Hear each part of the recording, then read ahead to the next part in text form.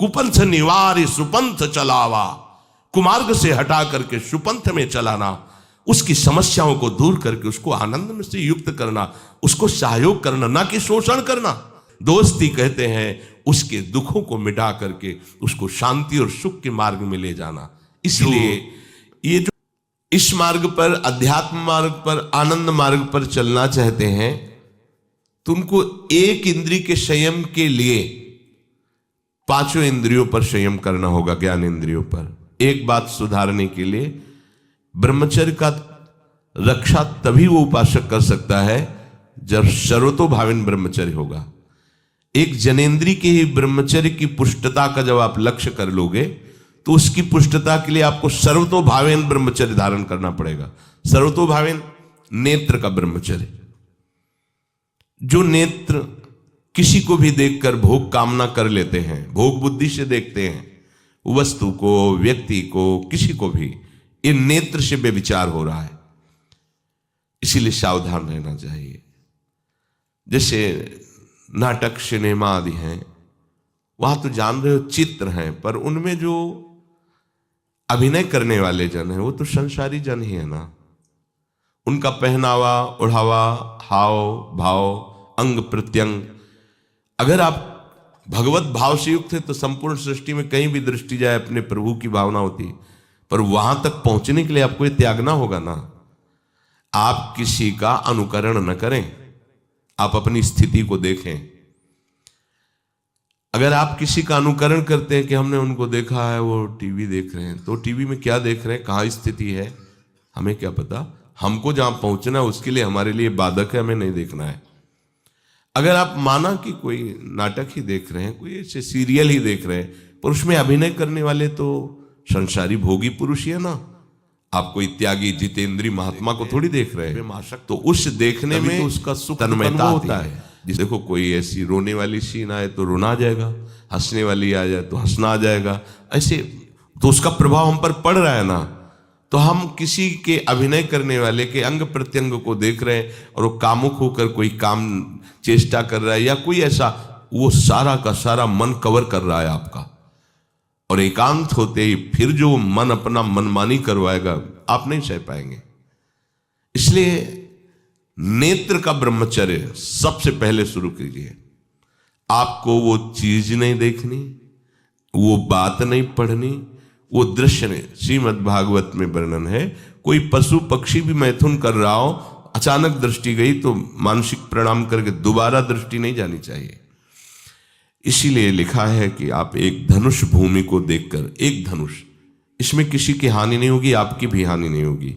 आप एक धनुष भूमि देख करके ही चलिए। मतलब बहुत लंबी दूरी देखने की जरूरत नहीं है, बहुत दृष्टि उठा करके इधर उधर गर्दन हिलाने की जरूरत नहीं है। और जैसे कि कोई टक्कर मार सकता है, तो देखो जिनको प्रारब्धानुसार टक्कर लगनी होती है ना, वो चाहे जितनी सावधानी से चलो, वो प्रारब्ध आकर के दंड देता है।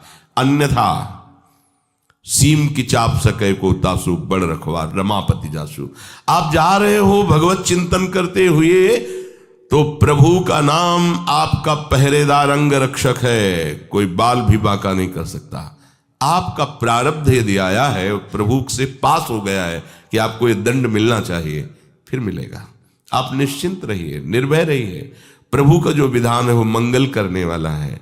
देखो इतने बड़े महापुरुष पूज्य श्री राधा बाबा, श्री आद्याशक्ति भगवती की प्रसन्नता की आराधना कर रहे हैं, क्योंकि श्री कृष्ण हमारे पति हों, इस सिद्धांत की पुष्टता के लिए खड़ाऊ पहने हुए थे और अंग टूट जाता है। दवा नहीं लेते, बांस की खिपचाल बांधकर पुनः अनुष्ठान में बैठते हैं। बलिहारी ऐसी सामर्थ्य की, ये भागवतिक प्रारब्ध ऐसे महापुरुषों को भी दंड दे देता है। देखो ना, ऐसे महापुरुष जो ऐसी ऊंचाई पर पहुंचे हैं और इतने भागवत भजन में नियम निष्ठ हैं, उनको भी प्रारब्ध दंड दे रहा है शरीर को। तो अपने को इससे निश्चिंत हो जाना है। जो होना है उसे रोक नहीं सकते, जो नहीं होना उसे कोई कर नहीं सकता। अपने आराध्य देव के चिंतन में ज्यादा नेत्रों को इधर उधर दौड़ाने की जरूरत नहीं है। नेत्र का ब्रह्मचर्य, फिर वाणी का ब्रह्मचर्य, बहुत बड़ा प्रभाव पड़ता है इससे।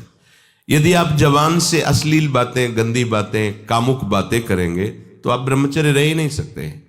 अगर आप वाणी से परस्पर शरीर आकर्षण वाली बातें करेंगे, बट उसको देखा तुमने क्या, बस आप गए। चाहे वो स्त्री शरीरधारी साधक हो या पुरुष शरीरधारी, परस्पर आकर्षण संबंधी यदि वाणी खुली आपकी, तो वाणी के व्यभिचार से आपका जनेंद्री का व्यभिचार प्रारंभ हो जाएगा। आप रोक नहीं सकते, नहीं रोक सकते। इसलिए वाणी से भी कोई ऐसी वार्ता ना कीजिए जिससे आपके अंदर काम वेदना बढ़े। श्रवणेंद्री का, कान से गंदी बातें, व्यभिचार की बातें, कामुक बातें सुनना जिससे हमारे हृदय में कामना जग जाए, बिल्कुल नहीं। भले वो किसी को लेकर टीका टिप्पणी की जा रही हो, देखो वो साधक है, उसको हमने देखा वहां ऐसे देख रहा था, वैसे कर रहा था, वो तो आपको समझ में आ रहा है कि किसी साधक की बात कर रहे हैं, वो तुम्हारे नाश के लिए उपाय कर रहे हैं जो आपको ऐसी बात बता रहे हैं। क्यों? क्योंकि आप भी तो साधक हैं। श्रवणेंद्री का व्यभिचार हो रहा है।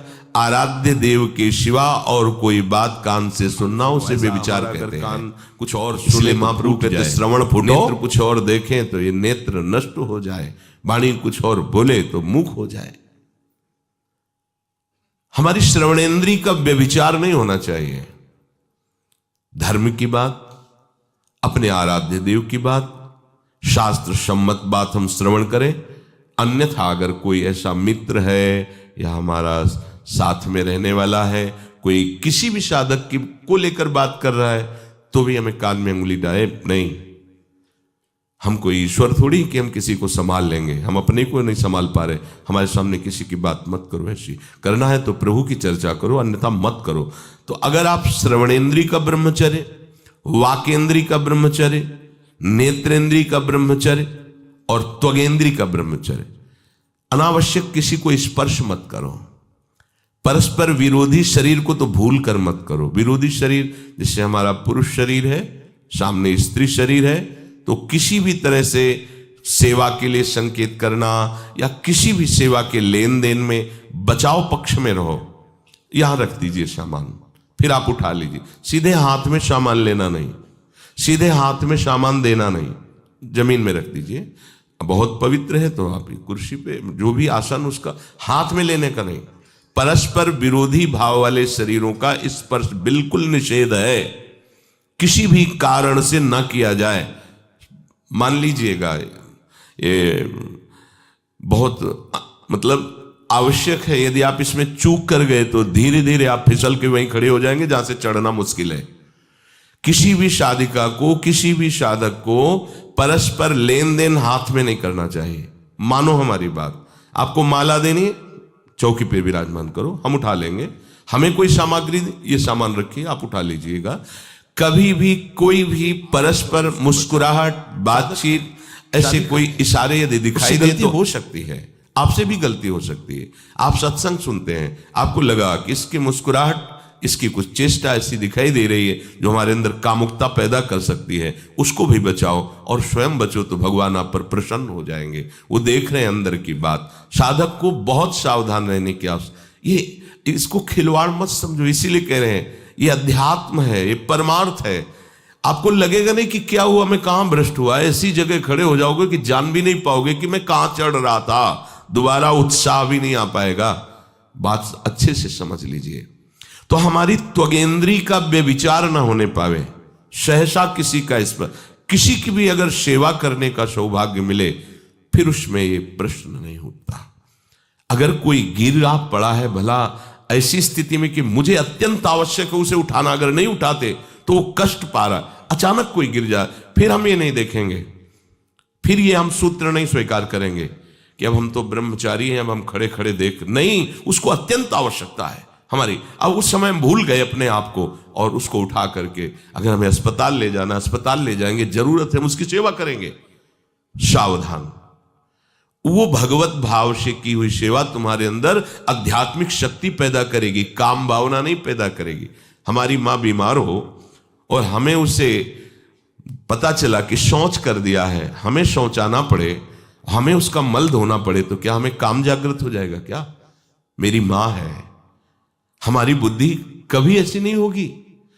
आपका पिता है, आप लड़की हो, कोई दूसरा रह नहीं गया और वो बीमार है, आपको ऐसी क्या काम जागृत हो जाएगा क्या? अगर ऐसी सेवा में काम जागृत होता तो कोई नर्स ही अस्पताल में नहीं होती।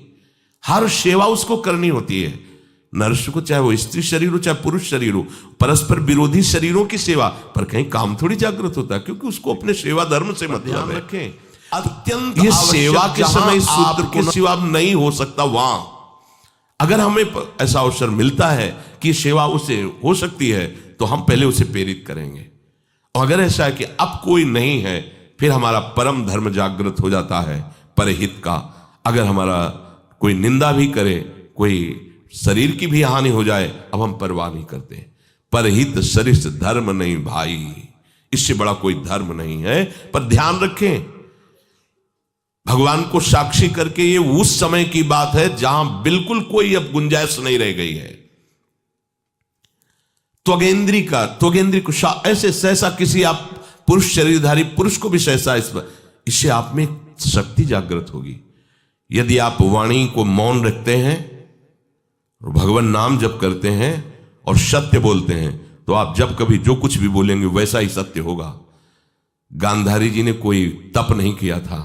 जब सुना कि मेरा ब्याह धृतराष्ट्र से हो रहा है, जो बाह्य नेत्र रहित हैं, उसी समय पट्टी बांध ली कि जब मेरा पति संसार को नहीं देख सकता तो मैं भी संसार को नहीं देखूं।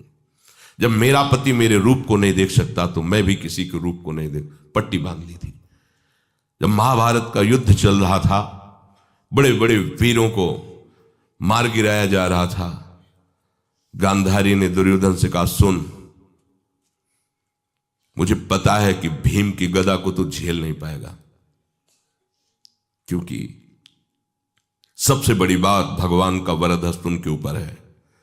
दूसरी बात, वो पवन पुत्र है, वो जब अपने आवेश में आ जाएगा तो तेरी सामर्थ्य नहीं कि उसकी गदा के प्रहार को तू सह सके, पर मैं तुझे शक्ति प्रदान करूंगी। मैं एक पतिव्रता हूं, आज तक कभी पति का वरण करने के बाद कुछ देखा नहीं है। मैं अपने नेत्रों की पट्टी खोलूंगी, तुम नग्न होकर मेरे सामने आ जाओ। सामर्थ्य नहीं कि तेरे उस अंगों को तोड़ सके। भगवान सब कुछ जानने वाले हैं। भगवान भक्त पक्षपाती होते। भगवान का स्वभाव भक्त का पक्षपात लेना होता है। वो अपने महल से कॉरिडोर से जा रहा था गांधारी जी के पास, भगवान आ गए झट से, तो तुरंत उसने हाथ ऐसे लगा लिया, मुझे शर्म आनी चाहिए यार, तो हस्तिनापुर के सम्राट पद पर अभिषिक्त होने के लिए तैयारी कर रहा है, नंगे घूम रहा है गली में। उसने कहा, गली में नहीं, मां के सामने जा रहा है। अरे कोई बच्चा है, ऐसे जाया जाता है मां के सामने? उसने कहा, मां ने कहा है कि हम पट्टी खोलकर तुम्हें देख लेंगे तो तुम्हारा शरीर वज्र का, चलो माना, मां की आज्ञा का पालन करो, थोड़ा इन अंगों को तो ढक लो, तुम तो बड़े हो, कोई बच्चे थोड़ी को मां के सामने ऐसे चले जाओगे, ढकना चाहिए तुम्हें। वापस कर दिया। वो यहां ऐसे पत्तों से ढका, वस्त्र नहीं पहना, मां की आज्ञा, ऐसे पत्ते से ऐसे कमर से ऐसे ढक लिया, पीछे आगे ऐसे। गांधारी जी ने पट्टी खोली और जे ही देखा पूरा शरीर वज्र का हो। तो ये क्या किया तूने, कमर में क्यों बांध लिया? मुझे शर्म लगती थी, कैसे आपके? बोले यहीं से मारा जाएगा, भीम की गदा का प्रहार तेरी इसी जंघा और कमर को तोड़ देगा, तेरी मृत्यु। मान गई, प्रभु के विधान के आगे किसी का बल काम नहीं करता। गांधारी, ये केवल आंख में पट्टी बांधने की सामर्थ्य थी कि मेरा पति यदि अंधा है तो मैं भी किसी रूप को नहीं देखूंगी। अगर आप वाणी में संयम में रहते हैं ना, वो और भजन करते हैं और सत्य बोलते हैं, तो आप जो बोलेंगे वही होगा। पर ऐसा कुछ अनर्थ वो बोलता ही नहीं, क्योंकि ऐसा संयमी जान जाता है कि इन सब का फल भगवत प्राप्ति है, किसी को कष्ट देना नहीं है। एक एक इंद्री का जब आप ब्रह्मचर्य संयम करोगे तब आपका वीर संयम होगा। ध्यान रखना, आप नेत्रेंद्री से गंदे चित्र देखें, श्रवणेंद्री से गंदी बातें सुने, वाणी से गंदी बातें बोलें, रसेंद्री से गंदा भोजन करें और सोचे ब्रह्मचर्य रह जाएंगे, तो बिल्कुल नहीं, कदापि नहीं। ब्रह्मचर्य कोई खिलवाड़ नहीं है।